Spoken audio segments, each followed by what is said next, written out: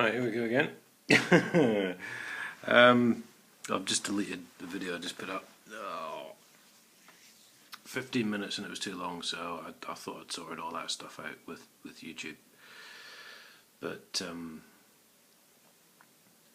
apparently maybe the settings have reset or something, I don't know. So here we go again.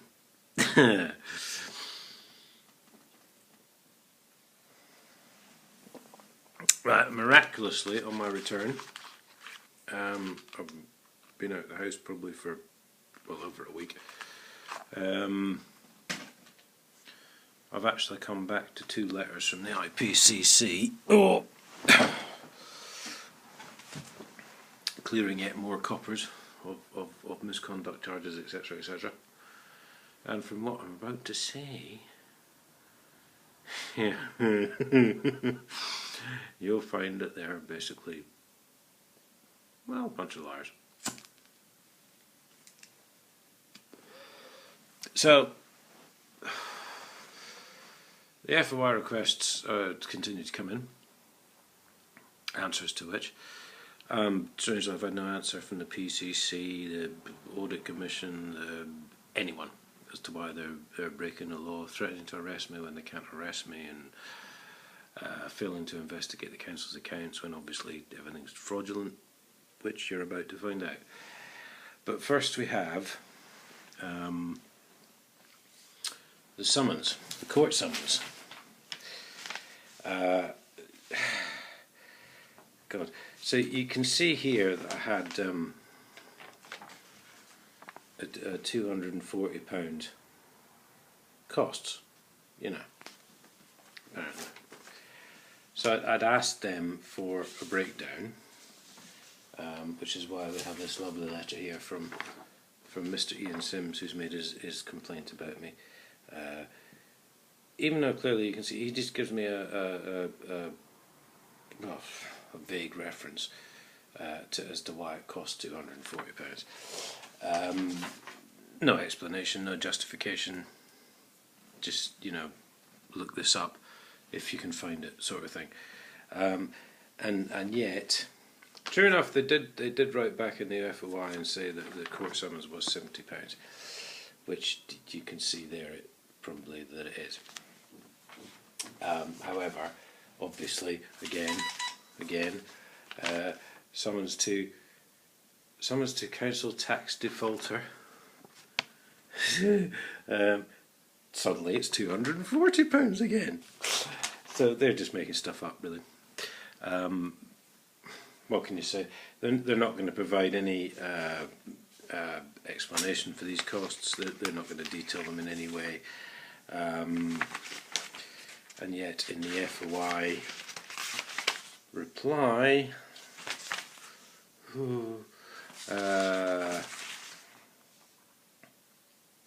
now I can't find it.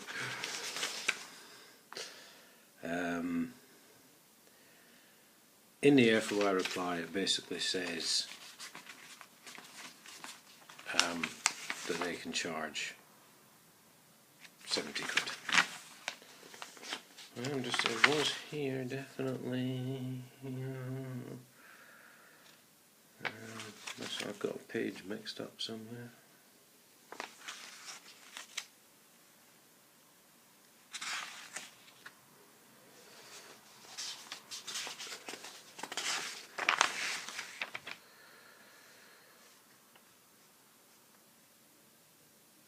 Anyway, I'm sure you can trust me. By agreement of the court, they can charge 70 quid. And yet, from the letters I've just shown you, it's 240 quid. So, and they're not willing to provide any explanation for that at all.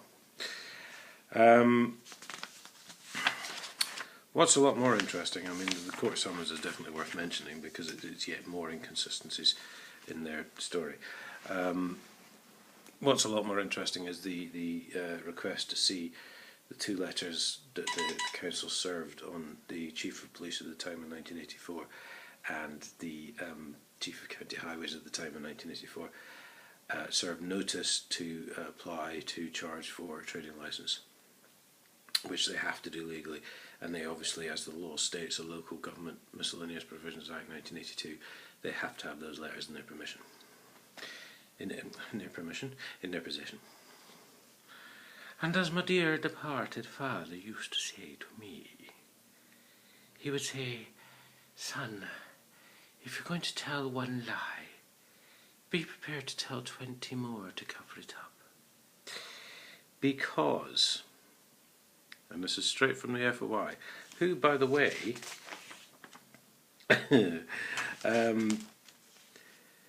says at the bottom of this, "Please note that this does not allow you to reuse or copy this information. If you wish to reuse or copy this information, then you must apply for a license via this email address." And I did click on it, but it wasn't really clear what I was supposed to do after that. So, apparently, yes, FOI request, freedom of information. I'm not allowed to share that information publicly, according to Huntingdonshire District Council. So there you have it. As if we needed any more proof we were living in a dictatorship. So they've gone through all the blurb. I mean, I've made at least three requests for this thing. I turned it into an internal review, after which point they answered. I accept that after a lapse of 27 years, copies of those letters have not been retained. So that's just admitting they don't have them. They don't have the proof they can charge. So,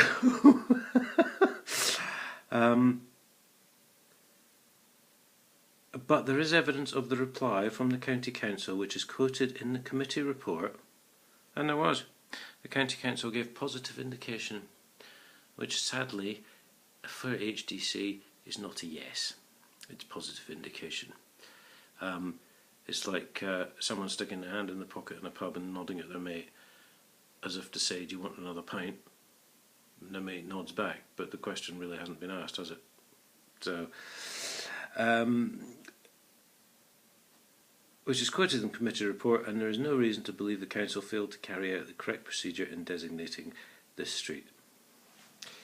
Well, there is, really, because you've just been lying about it for the last 5.5 years, saying you did have copies of those letters, and now it turns out you don't.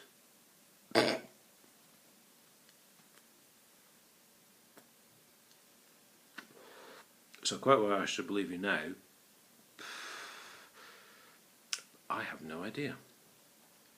And also, quite aside from the fact the County Council have lied for the last 5 years about responsibility for the lay-by, and they've just been caught out. So, they obviously can't believe a word they say either.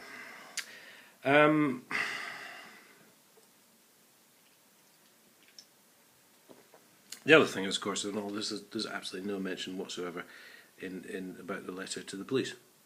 So they've obviously never written that at all. Never contacted the police in any way whatsoever. And yet the Chief Constable's been covering this up. And he's buried my statement against the council. So that's perverting the course of justice. And also, of course, we've now got at least 4 council officers, one of whom has lied in court. That's Christina Allinson. So that's perjury, because she said they had the proof to charge. And Ian Shaw, who went down my mate's burger van the other week and pretended to be a copper, I think. And he said it in front of a witness that they had proof to charge. And of course 2 of them, I think, as well, have put it in letters in black and white. So there we have it. I'm waiting for your call, Mr. Cameron.